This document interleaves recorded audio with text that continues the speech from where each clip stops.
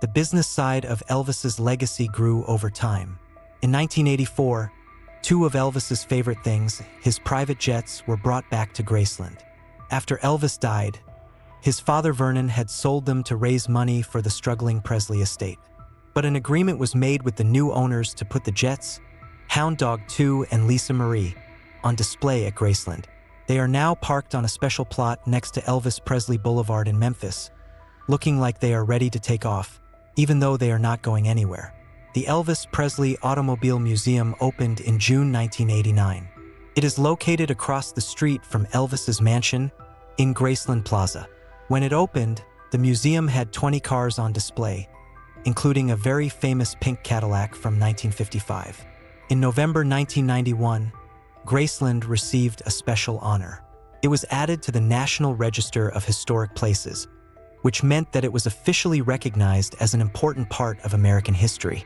Later, in March 2006, it was designated a National Historic Landmark, which is an even higher honor. Another important event happened in 1993, when the U.S. Postal Service released a stamp with Elvis Presley's picture on it. The stamp was very popular, and it made a profit of $36 million in just under a year. Over 500 million stamps were printed, and they were first sold on January 8th, which would have been Elvis's 58th birthday. There was a big advertising campaign to promote the stamps, and people who looked like Elvis were hired to help sell them at post offices. The picture on the stamp was chosen by a vote, and most people preferred a picture of Elvis when he was young. The stamp became very famous, and complete sheets of it are now valuable collector's items. The U.S. printed 500 million Elvis stamps that cost 29 cents each. They were released on Elvis's 58th birthday. In less than a year, the stamps made a profit of $36 million, which was more than any other stamp had ever made. Grenada was the first country to issue Elvis stamps, 1 year after his death in 1978.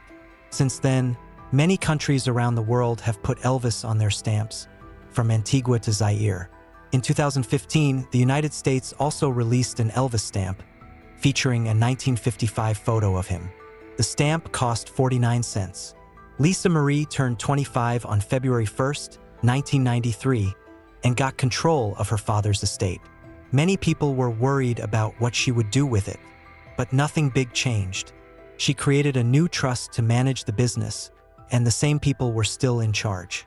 Her mom, Priscilla Presley, and a bank helped manage the trust. Priscilla was relieved because she didn't want Lisa Marie's husband, Danny Keough, to get involved in the business. She was worried that if they got divorced, he might try to get some of the estate's money, which would cause problems. After her divorce, Lisa Marie's next marriage was also unusual. In 1994, she secretly married Michael Jackson in the Dominican Republic. This union between the daughter of Elvis and the famous singer shocked many of Elvis's fans. They didn't like Michael's strange behavior and were worried about rumors that he had done something wrong with children. Some fans were even afraid for the safety of Elvis's grandchildren. They also thought that Michael might close Graceland to the public because he didn't need the money from tourism. The person in charge of Graceland, Jack Sodden, had to make a public statement to calm people down. He said that Lisa Marie wanted to keep Elvis's things separate and untouched. In the end, Lisa Marie and Michael's marriage didn't work out. Some people think she got tired of living in his strange and childish world. The main thing that people were interested in was how they would split their money and things when they got divorced. Luckily, they had signed an agreement before getting married, so they could just go back to their normal lives and keep their own money and belongings. The business side of Graceland kept growing and expanding without any major problems. The lawyers who managed the Elvis brand made sure that everything was done correctly. Even companies that got permission and help from the Graceland lawyers had trouble succeeding if they didn't balance their business to appeal to both Elvis fans and the general public. Several people have opened Elvis-themed clubs and restaurants in downtown Memphis, but they often only do well during Elvis week and struggle the rest of the year. In 1999, Graceland opened the Heartbreak Hotel, which was popular with fans because of its name and location. However, 15 years later, visitors were saying that the hotel needed to be updated and renovated. 10 years after Lisa Marie inherited her father's estate, her business was doing well and making a steady income. It was managed carefully, and although some new ideas didn't work out, the main business was secure. However, the image of Elvis presented to the public was a simplified one. Visitors to Graceland were told a story that focused on Elvis's rise to fame from humble beginnings. The problems he had with health and behavior later in life were left out of the story. The official image of Elvis Presley is of a kind and generous person who was born to be the king of rock and roll. However, this image ignores his real history, including his interactions with different racial and social groups. The messy and immoral parts of his life are left out, and the official Elvis presented at Graceland is more like a fake version of him. It's like a stuffed animal in a museum, made to look real and lifelike, but actually just a fake representation. Doss suggests that there is a hidden agenda behind this image. He thinks it presents a conservative and straightforward view, which is actually oversimplified and unchanging, representing a single powerful group controlling the economy. The way Elvis is portrayed at Graceland doesn't match how some fans remember him. They see it as too simple and too focused on making money. For some fans, it's Elvis's imperfections and weaknesses that make him relatable. They see him as more than just a person, he's a feeling, a connection. Many fans today feel that the people in charge of Elvis's brand have changed the way he is remembered, focusing on making money rather than showing his true emotional depth. This is at odds with the image of Elvis that many fans still hold on to. By 2004, Elvis Presley Enterprises was worth over $100 million and made around $40 million each year. The company made money in two main ways: from royalties and licensing, and from visitors to Graceland. Both of these sources of income were about equal. During the winter months, the estate lost money, but it made a profit during the busy summer months. This made it a stable and profitable business with room for growth. As a result, people who wanted to buy the company took notice. In 2004, a wealthy businessman named Robert F. X. Sillerman bought a large part of the rights to Elvis Presley's estate. Sillerman's company, CKX Incorporated, took control of Graceland's tourism, Elvis's trademark, and his music rights. Lisa Marie Presley and her mother gave up 85% of their ownership of the Elvis brand, but they received $53 million in cash. Lisa Marie kept the ownership of Graceland, as well as family and personal items. She said that she wanted to protect her father's legacy and that the deal would bring in new money to help make that happen. The sale of Elvis's company surprised almost everyone who was not involved. Bill Burke, a respected journalist from Memphis, said that he and many others were shocked by the news. He added that the company, EPE, and its buyer, Sillerman, did a great job of keeping the sale a secret. Usually, news like this gets leaked to the press, but not this time. Some fans thought that Lisa Marie, Elvis's daughter, made a mistake by selling the company. They pointed out that she owed $25 million in debts, which would be forgiven as part of the sale. However, they still didn't think selling was a good idea. When CNN asked fans what they thought, 55% said they disagreed with Lisa Marie's decision.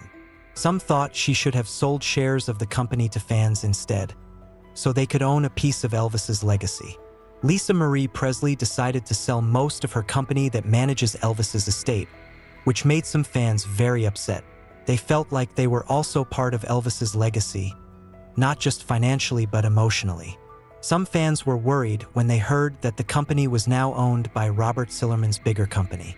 However, they felt better when they found out that the same people would still be running the company, and Priscilla Presley would continue to work there for the next 10 years. The new company, CKX, has big plans to make the area around Graceland more exciting. They want to create a special entertainment district on Elvis Presley Boulevard, and have already bought 120 acres of land to do this. They plan to spend between $250 million and $500 million to build a new hotel, theater, and convention center. They also want to create more Elvis-themed attractions in other parts of the US and around the world. Jack Sodden, who is still in charge of the Graceland company, said that Elvis is popular all over the world, and that's where they see a lot of opportunities for growth. In 2005, the people in charge of Elvis's brand decided to advertise Graceland on American TV for the first time. They wanted to remind people that Elvis was a fun and real person, not just a famous icon. 2 commercials were made to invite people to visit his home in Memphis. These ads were shown on TV at the same time as two popular programs about Elvis on CBS. They also aired on channels like HGTV and Lifetime, which are popular with women. Jennifer Burgess, the marketing director at Graceland, said, "We want to create excitement about Elvis, and we hope people will visit Graceland. Spring is a time when families plan their summer vacations, and we want people to think of Graceland as a great place to visit with their families." Many Elvis fans have noticed changes at Graceland over the years. While the main attraction, Elvis's mansion and garden, hasn't changed much, the way they are presented has. Susan Brennan Hodgson, a fan from New Zealand, remembers her first visit to Memphis in 1988. She had a great experience and felt like Elvis was still there, like he had just stepped outside. But when she visited again, she felt like the place had changed. She thinks that the people running Graceland are now more focused on making money than on preserving Elvis's memory. In 2004, many Elvis fans were unhappy and felt disrespected. Some fans even talked about boycotting all the official Elvis Week events, except for the candlelight vigil. Two fans from Illinois, Randall and Kelly Bart, wrote a letter to other fan clubs saying that fans were being taken advantage of. They had many complaints, including poor management and how Elvis's belongings were being treated. They thought Elvis Week had become boring, with the same events repeated every year. Randall and Kelly said that fans had been discussing these problems on the internet, at Graceland meetings, and in online forums, but nothing was being done to fix them. For a long time, concerns have been ignored by the people in charge at Elvis Presley Enterprises, EPE. It seems like EPE is only interested in making money. It's time for Elvis fans to work together and demand change. Elvis once said that he needed his fans to be successful. It's sad that the company that uses his name doesn't feel the same way. Jack Sodden wrote a response for the estate.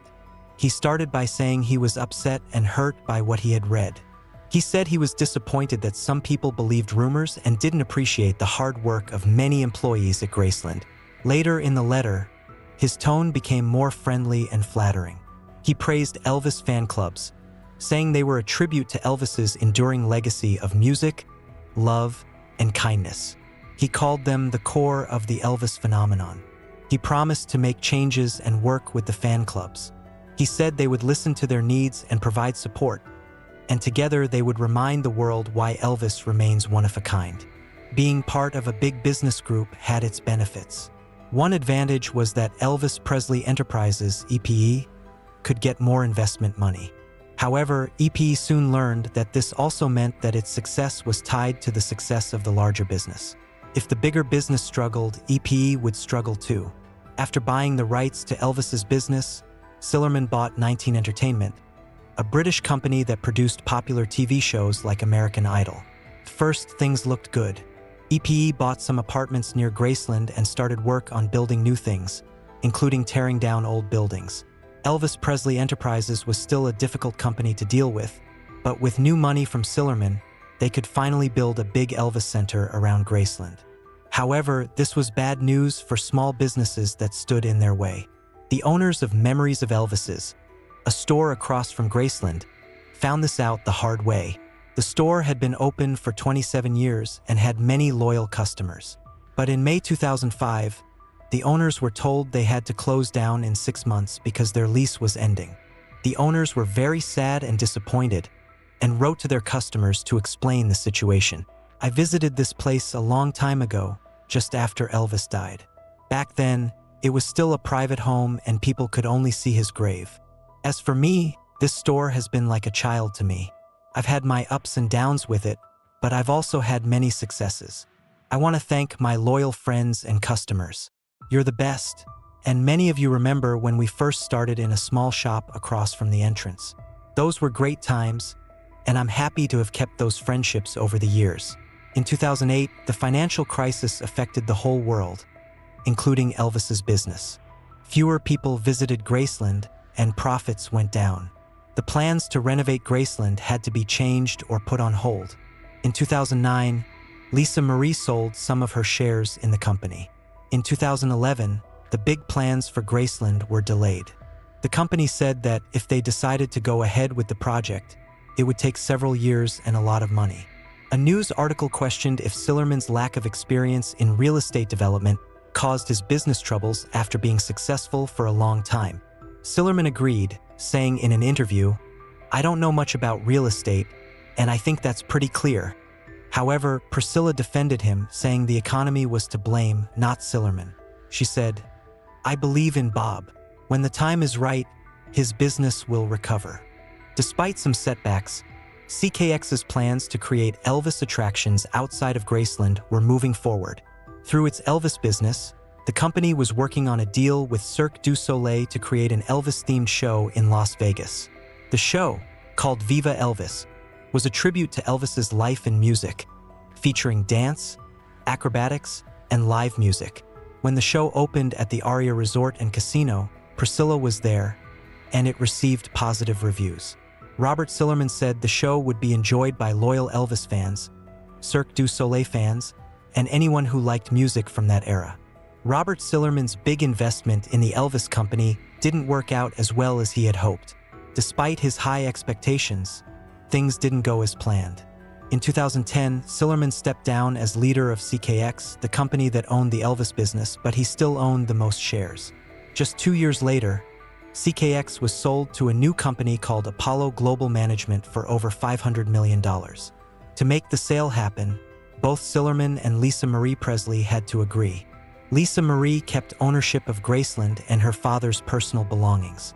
Apollo, a private equity group, bought Elvis's company at a low price, according to blogger Alan Hansen. When the news was reported, newspapers couldn't resist making jokes about it. The Financial Times headline read, "Apollo decides it's now or never for Graceland offer." The new owner, Apollo, was founded by Leon Black, a businessman who also owns a famous painting called The Scream. The company said they wouldn't change the people in charge of CKX, the company that owned Elvis's brand. This deal ended a time of uncertainty. Apollo spent a lot of money to buy the rights to use Elvis's name and image, as well as other popular entertainment properties like Muhammad Ali's image and some TV show formats.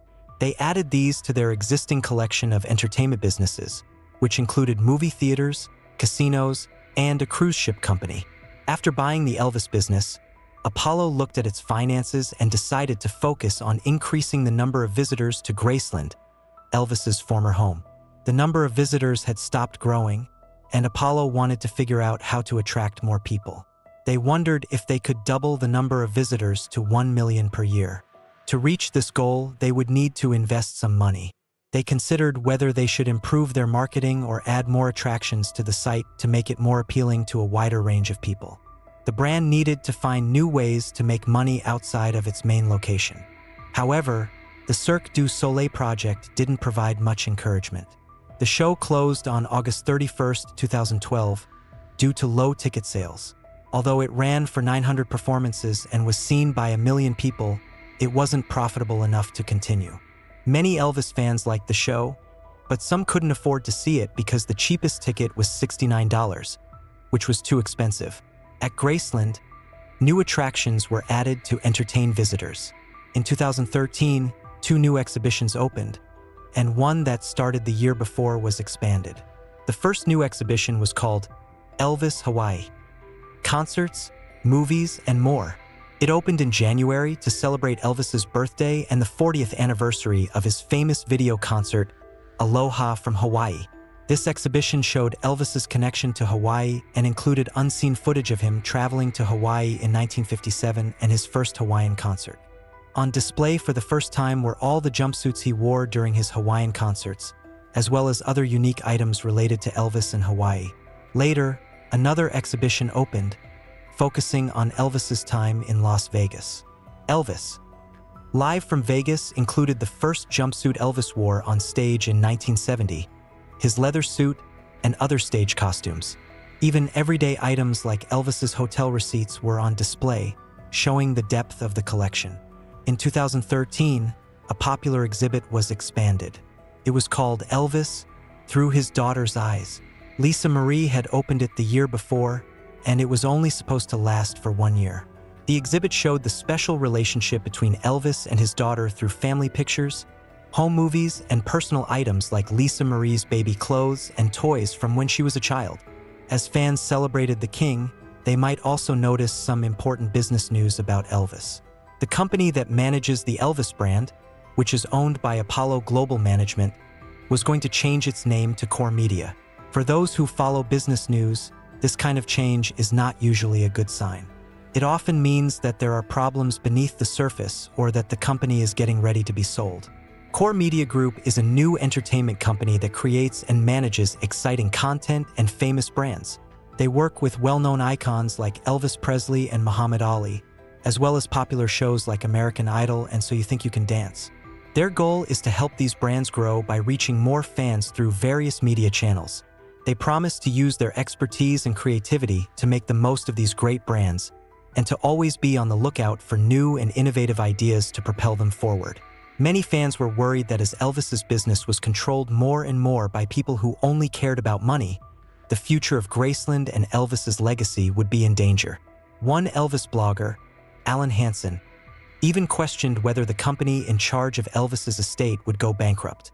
Apollo bought CKX by borrowing $509 million from Goldman Sachs Bank. This is called a leveraged buyout. Now, Apollo's team is reviewing CKX's finances to make the company more profitable. But there's a risk.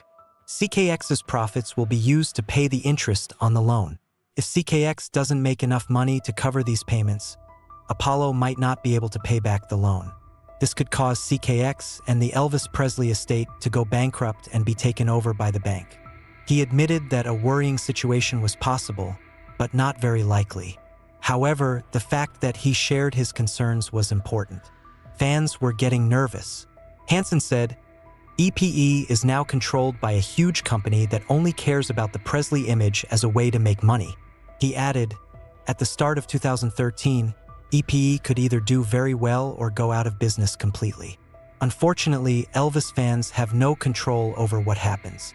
Hansen thinks that within the next 5 years, Apollo will likely sell EPE, along with other companies it owns, for more money than it originally paid, which was $509 million. Apollo will then use the money to pay off a loan it took to buy those companies, keep the extra money as profit, and look for other companies to buy and sell. EPE will probably be bought by another big investment group, unless a smaller group of investors steps in to buy the Presley brand and run it themselves. Less than a year after creating Core Media, the company put together a package deal that included the rights to Elvis Presley and Muhammad Ali's names and images. They started looking for a buyer and hired a bank called the Rain Group to help with the sale. The Rain Group specializes in deals related to media, entertainment, and sports.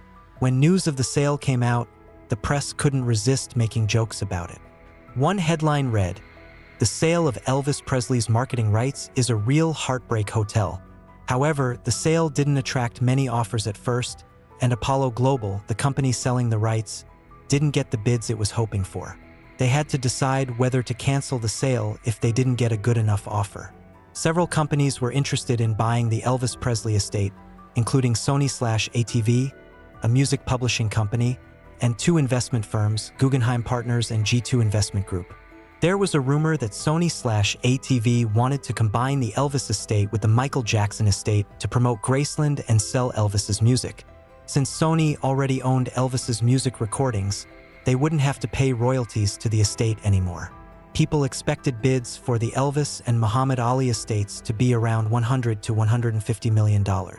However, after taking a closer look, it became clear that while the estate made around $30 million a year from licensing Elvis's image, the physical properties like the Heartbreak Hotel and Graceland Mansion needed a lot of money to be upgraded and maintained. As the summer of 2013 went on, there were no updates on a sale, and experts worried that the deal might fall through. Nobody seemed to have the right skills to make the most of the assets. Despite the challenge, the Rain Group's job was to find a new owner. The assets, which included Elvis Presley's and Muhammad Ali's businesses, were still making about $60 million a year, even decades after they stopped performing. Lisa Marie Presley said she was behind the search for a new owner. She promised not to sell the Graceland Mansion and said her top priority was getting the best deal for her family. In 2013, big money deals were happening in New York and Los Angeles, but regular fans had no idea what was going on. They didn't get to have a say in anything. Alan Hansen, a blogger who writes about Elvis, tried to look on the bright side of things. Elvis Presley Enterprises is being sold and resold, but one thing remains the same: the person in charge of managing Elvis's image. Jack Sodden, the president of the company, has been doing his job for over 30 years. While the company's ownership may change, as long as Jack Sodden is in charge of the daily operations, he will help keep the company financially stable. In 2013, a company called Authentic Brands Group bought the rights to Elvis Presley's image, name, and music. The price of the sale was not made public, but it was reported to be around $125 million. Authentic Brands Group is a company that buys and manages famous brands, including images of celebrities. The company is backed by a large private equity firm, and its goal is to make money by licensing and merchandising Elvis's image and music. Authentic Brands Group owns many well-known brands, including sports, fashion, and celebrity brands like Marilyn Monroe and Muhammad Ali. The company wants to increase the income it makes from Elvis's image and music by selling more merchandise and licensing his name and likeness. This means that Authentic Brands Group will make money from the use of Elvis's image, name, and music in movies, TV shows, and other products. The company Authentic, along with Joel Weinshanker, bought the rights to run Graceland as a tourist attraction. Joel Weinshanker owns a company that makes collectible items based on movies, famous people, and sports. His company is not directly involved, but it does make some Elvis-related items like a bobblehead toy of the singer. Priscilla Presley said she's excited about the deal and thinks it will help spread Elvis's legacy. She's looking forward to working with Authentic to make Graceland an even better experience for fans. Lisa Marie Presley added that the deal doesn't mean her family is giving up ownership of Graceland. They're keeping the property, but partnering with Authentic to make it better. Joel Weinshanker said he's honored to be a part of taking care of Graceland and making it an even more special place for fans. He wants to make sure visitors have a great experience, whether they're visiting online or in person. After the Heartbreak Hotel, work began on a new hotel with 450 rooms, inspired by Elvis Presley. The project was very ambitious and was expected to cost over $70 million. The hotel's design would include a staircase similar to the one at Graceland, as well as decorations that would make guests feel like they were at Elvis's home. A 500-seat theater and special suites designed by Priscilla Presley were also planned. Fans were hopeful that Graceland would now be well cared for and that the investment would secure its future. In his summer 2015 newsletter, Strictly Elvis UK, Elvis fan David Wade was hopeful about the future of Graceland. He had read about Graceland's plans to buy more land around the house and build new things in the Memphis newspaper, Commercial Appeal. Wade thought this was good news for Elvis fans. "This means we can be sure that Elvis's memory will be safe for a long time," he said. "We and our families will be able to visit Graceland for years to come." A new group of investors took over Elvis's business and started working on new projects outside of Memphis. In 2014, it was reported that a big-budget movie about Elvis's life was being planned by Warner Brothers Studio. They had already updated the 1970 film Elvis, That's the Way It Is, and released it again in cinemas and on DVD. In 2015, Elvis Presley Enterprises, EPE, and Westgate Resort in Las Vegas opened a new exhibit featuring many of Elvis's personal items that had never been shown outside of his home, Graceland. The exhibit is very large, covering 28,000 square feet, and visitors can see displays about Elvis's life and watch a movie of his best performances. In addition to the exhibit, a showroom in Las Vegas was renamed and renovated to host Elvis-themed live shows. Elvis had performed on this stage from 1969 to 1976. Las Vegas also got its first ever Elvis wedding venue, where couples can get married in a ceremony inspired by the king. When the first couple got married there, Elvis's ex-wife Priscilla was the matron of honor.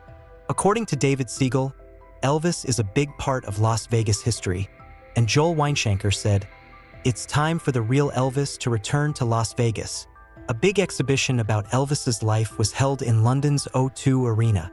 Many of Elvis's personal items were on display, including his birth certificate, a pink Cadillac, a family Bible, and a gold telephone. The exhibition opened in December 2014 and was supposed to close in August 2015, but it was so popular that it was kept open for a few more months. The exhibition showed that Elvis was still very popular in Europe, and many fans from other European countries came to London to see it. There were high hopes for the new management at Graceland, but fans were worried. They knew that Graceland's success was still tied to another company that had other important interests. As long as this was the case, Graceland's future was uncertain. Fans were concerned that people who didn't know or care about Elvis's legacy were now in charge of his image. They wondered if these new owners would do things that Elvis wouldn't have liked, just to make money. Even though Elvis's family still had some control, fans were worried that they might not be able to stop the investors from using Elvis's memory in ways that would make the most money, even if it wasn't respectful. In August 2014, Graceland held its first auction of Elvis memorabilia. Many items which had been owned by fans and collectors were sold. One of the collectors, Greg Page, had owned many of the items being sold. A gold and diamond pendant that Elvis wore when he met the President of the United States, Richard Nixon, was sold for $82,500. The estimated price was between $25,000 and $35,000, so it was a surprise that it sold for so much. A car that Elvis had bought for himself, a 1977 Cadillac, was sold for $81,250. Another surprising sale was a paper target that Elvis had shot at with a gun. It sold for $27,500. To celebrate Elvis Presley's 80th birthday in January 2015, a special auction was held. There were 67 items for sale, and many of them sold for more money than expected. One very special item was the only remaining copy of Elvis's first recording. It was thought to be worth up to $100,000, but the buyer paid 3 times that amount, $300,000. This unique item was a recording of Elvis singing when he was 18 years old. He had walked into Sun Studio in 1953 and paid $4 to record a disc as a gift for his mother. He sang 2 songs, My Happiness and That's When Your Heartaches Begin. When he paid for the recording, the receptionist asked him who he sounded like. Elvis replied, I don't sound like anyone. Luckily, the receptionist wrote down his name and phone number. The auction was a success, and 8 months later, Graceland held another auction of rare and special Elvis Presley items. However, Graceland wasn't selling its own belongings. Instead, the items for sale came from collectors and people who knew Elvis, and their families had inherited things that could be verified as authentic by Graceland. This was a big deal because Graceland was now trying to control the market for Elvis collectibles, after already taking control of Elvis tribute competitions. The question is, will investors who have bought into the Elvis business ever sell off any of the physical assets they own? Some of these assets are clearly owned by the family, but others are not as clear-cut. In August 2014, a rumor spread that Elvis's private planes, Lisa Marie and Hound Dog 2, might be moved away from Graceland. The new people running Graceland told the plane's owners to get ready to take them away in 2015. The planes are owned by a company called OKC Partnership. In a letter, Jack Sodden from Graceland said they were canceling the agreement and asked the owners to remove the planes and fix up the site by April 26, 2015. The planes had been at Graceland since they were first put there, with a deal that the owners would leave them there as long as they got a share of the money from ticket sales. One of the owners, K.G. Coker, wants the planes to stay at Graceland. He said, the airplanes are special to Elvis fans. Many people have toured them and they are part of the Elvis experience. A group of fans started a petition to protest a plan. The plan was to take away a popular attraction, which was 2 airplanes. Someone suggested a solution: move the planes to a new location nearby. People wondered why the owners of Graceland would want to get rid of the planes. They thought it was because the planes took up space that could be used for stores or hotels instead. Some people worried that if the owners removed the planes, they might make other changes too. They were worried that the owners might one day let visitors go upstairs in Elvis's house, including the bathroom where he died. This would attract more visitors. Elvis fans imagine what could happen if a lot of money was available to invest in new Elvis projects. Technology is being developed to bring Elvis back to life in a virtual way. Fans have already seen a sneak peek of what's possible. In 2007, Elvis appeared on the TV show American Idol, singing with Celine Dion. The show's producers used old footage of Elvis and edited it to make it look like he was performing live on stage. There's also a traveling Elvis show that features live musicians, including some of Elvis's original band members, performing with Elvis on a big screen. For people in the audience, especially those far away, it feels like they're watching a real live Elvis show. The show's goal is to make it feel as real as possible. To do this, the producers took the best parts of Elvis's old concerts and removed the sound, except for his voice. They then projected the footage onto a big screen while a live orchestra played along with Elvis's singing. This new show has traveled to many places, even some where Elvis never performed during his lifetime. It's like the world tour that Elvis never got to do while he was alive. Imagine if Elvis could be brought back to life using technology. Something similar happened with the rapper Tupac Shakur. He was shot and killed in 1996, but 16 years later, he appeared on stage at a music festival in California. He sang some of his famous songs and talked to the rappers Snoop Dogg and Dr. Dre, who were really there. Tupac looked very real, with a strong body and tattoos. People who saw it said it was strange and amazing. The audience saw a very realistic image created by a company called Digital Domain Media Group Inc. However, it was an illusion, not actually a live person. The person who made it, Ed Ulbrich, said it was a mix of old and new technology. The media called it a hologram, but that's not entirely correct. It was actually a combination of digital effects, hologram technology, and a classic magic trick called Pepper's Ghost.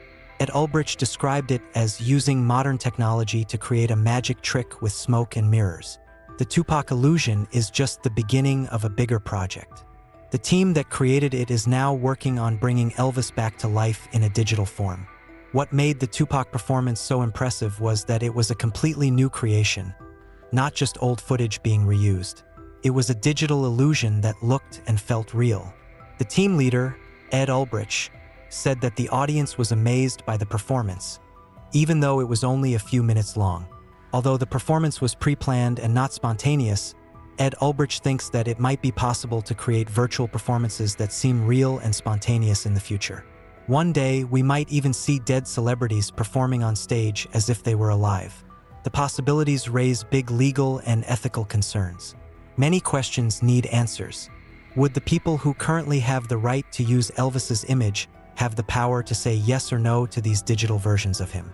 Who would own the rights to the digitally created Elvis lookalike? There will be many chances to introduce Elvis to new generations, but it will also be very expensive. A similar project with Tupac took several months to plan and 4 months to work on in the studio, costing hundreds of thousands of dollars.